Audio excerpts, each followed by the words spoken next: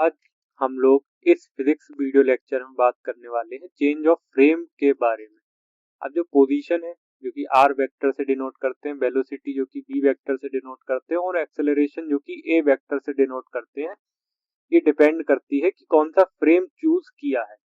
अब हम इसे एक एग्जांपल से समझते हैं। जैसे हमने कहा कि जो मजल वेलोसिटी है किसी बुलेट की, जो मतलब गन से निकलती है, वो 60 मीटर पर सेकंड है। तो तब हमारा उसका कहने का मतलब क्या है कि जो वेलोसिटी है बुलेट की with respect of the gun, वो गन से के रेस्पेक्ट में है। अब अगर एक गन को माउंट करा गया है एक ट्रेन के साथ, जो कि ट्रेन भी मूव कर रही है 20 मीटर पर सेकंड की स्पीड से with respect to the ground, तो जो बुलेट फायर्ड होगी वो सेम डायरेक्शन में, जिस डायरेक्शन में ट्रेन मूव कर रही है, तो जो उसकी वेलोसिटी होगी बुलेट की with respect to the ground, वो कितनी होगी? 80 मीटर पर सेकेंड। तो दिस इज एन एग्जांपल। ऐसा ही एक और एग्जांपल भी ले सकते हैं, जैसे कि कोई स्विमर है, वो स्विम कर सकता है, स्विम कर रहा है, ये कर सकता है at a speed of 5 kilometre per our. तो ये जो है, जो वेलोसिटी है 5 किलोमीटर पर आवर, ये है स्विमर की विद रेस्पेक्ट टू वाटर, क्योंकि फ्रेम, इसमें फ्रेम क्या हो गया? वाटर हो गया। तो यहाँ हम लोग फ्रेम चेंज कर रहे हैं।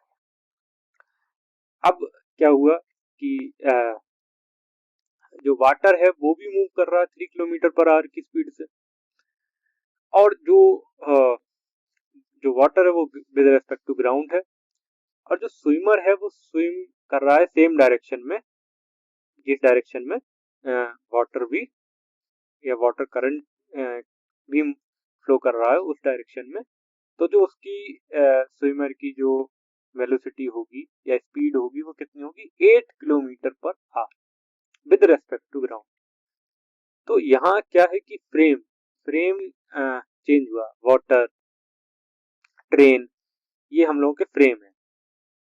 अब हम समझते हैं इससे, हम लोग कंसिडर करते हैं दो फ्रेम्स को, दो frame of reference. Frame of reference होता है मतलब change of frame of reference. तो ग्राउंड हो सकता है, वाटर हो सकता है, ट्रेन हो सकता है, और भी हो सकते हैं, ट्रक भी होते हैं, बहुत सारी चीजें होती हैं। तो फ्रेम ऑफ रेफरेंस हम लोगों ने इसमें माना एस। ये हम लोग इक्वेशन को डराइव करने के लिए ले रहे हैं, और फिर हम लोगों ने एक लिया है frame of reference H dash. Suppose करो कि पार्टिकल पी है जो कि ऑब्जर्व करा जाता है दोनों फ्रेम से, ठीक है। एक बार एस फ्रेम से observe, frame of reference S से करना ऑब्जर्व, और एक बार एच डैश से करना। तो जो फ्रेम्स हैं वो मूव में be moving with respect to each other, वो एक दूसरे के रेस्पेक्ट में भी मूव कर सकते होते हैं। ये तो पता है, जैसे दो ट्रेन है तो दो ट्रेन ऑफ रेफरेंस, दो फ्रेम ऑफ रेफरेंस हो गए, दोनों एक उससे मूव कर रहे हो। अब हम लोग बात करते हैं, जैसे ये तो हम लोगों के, जैसे ये पोजीशन वेक्टर बनाए हुए हैं, ये पार्टिकल पी है, ये एस फ्रेम ऑफ रेफरेंस है, ये H dash frame of reference है, ये ओ है, ये ओ डैश है। ओ क्या है? ओरिजिन।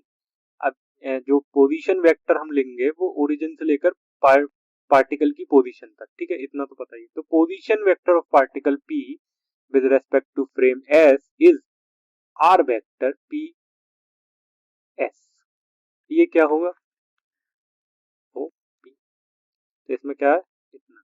अब position vector of particle P with respect to frame S dash is R vector P S dash, जो कि क्या होगा? O dash P. ठीक है। अब क्या है? Position of frame S dash, तो यहां हम लोग क्या देखते हैं? Origin of frame S dash, ठीक है। बेसिकली हम लोग ओरिजिन से ही लेंगे with respect to the frame S. तो एस डैश के ओरिजिन की जो पोजीशन है वो क्या? ओ। तो ये क्या हो जाएगा? ओ ओ डैश, ओ डैश, ठीक है ना। क्या कह रहा है? Position of frame S dash. तो ये तो समझ गए होंगे ओ ओ डैश, क्योंकि ओरिजिन से लेते हैं तो ऑब्वियसली। अब क्या है? जो ओपी है वो क्या है? ओपी ये है, ओपी है।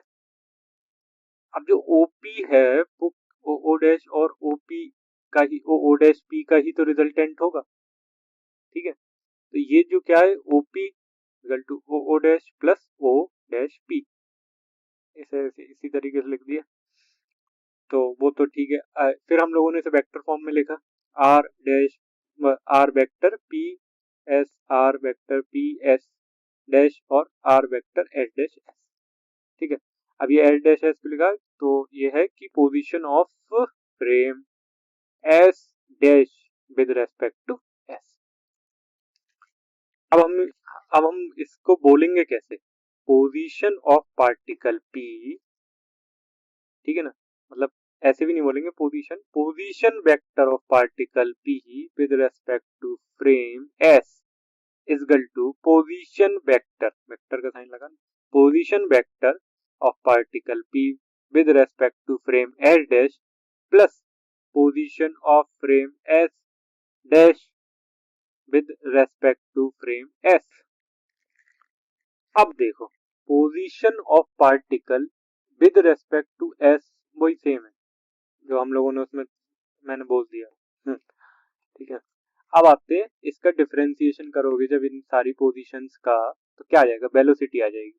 तो ये वेलोसिटी क्या आ रही है, velocity of particle P with respect to frame S is equal to velocity of particle P with respect to frame S dash plus velocity of particle, वो velocity of frame S dash with respect to frame S.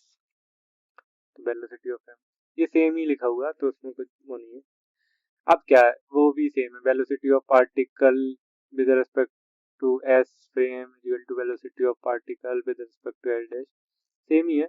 इसमें क्या है, बस ये है कि velocity vector कह लो और वेलोसिटी कह लो, वेलोसिटी तो वेक्टर ही होती है, तो velocity of particle with respect to S same ही लिखा होगा कोई। अब ये एज्यूम किया गया है कि जो मीनिंग ऑफ टाइम है वो सेम होगा दोनों फ्रेम्स में, टाइम का कोई वो नहीं होता। ठीक है, अब ये भी एज्यूम करा है कि जो डी बाई डी टी होता है same meaning in both frames. ठीक है, the assumptions are not correct if velocity of one frame with respect to the other is so large that it is comparable to the 3 into 10 की power 8 metre पर second.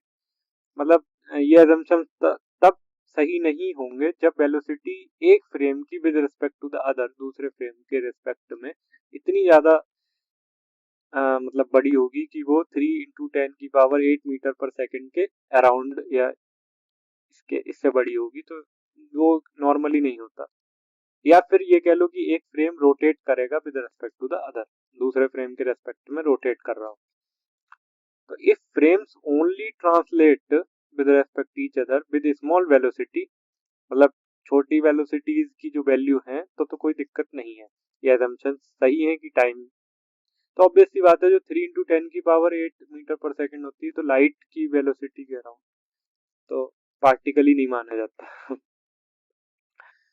अब ये तो सबको पता है, ये वेक्टर की फॉर्म में लिखा है कि velocity of particle P with respect to frame S dash, इसी ये जो इक्वेशन थी इसको चेंज करा है, ये वाले ये इधर पहुंचाया, तो इससे क्या आ गया कि वेलोसिटी ऑफ पार्टिकल पी, जो नया फ्रेम होगा, जो नया फ्रेम ऑफ रेफरेंस होगा, उसकी वैल्यू, उसके रेस्पेक्ट में पार्टिकल पी की velocity is equal to velocity of particle P with respect to frame S,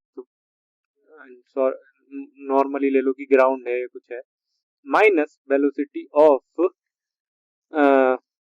frame S dash with respect to frame S.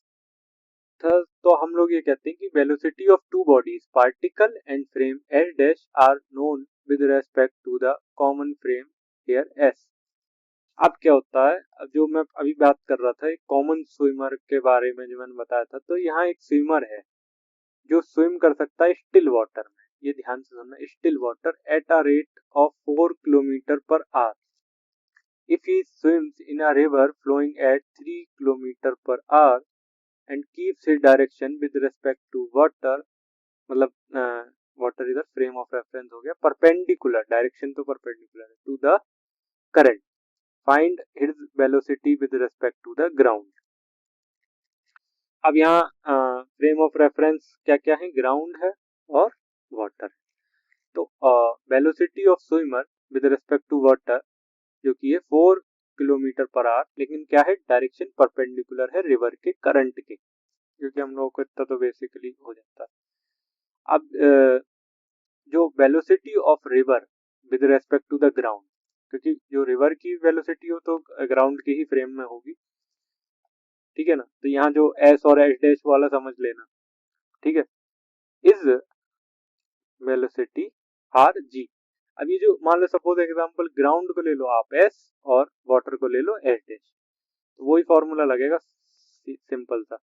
वो क्या बैठेगा, velocity of river with respect to ground, जो कि है 3 kilometre per hour along the length of river, तो ठीक है।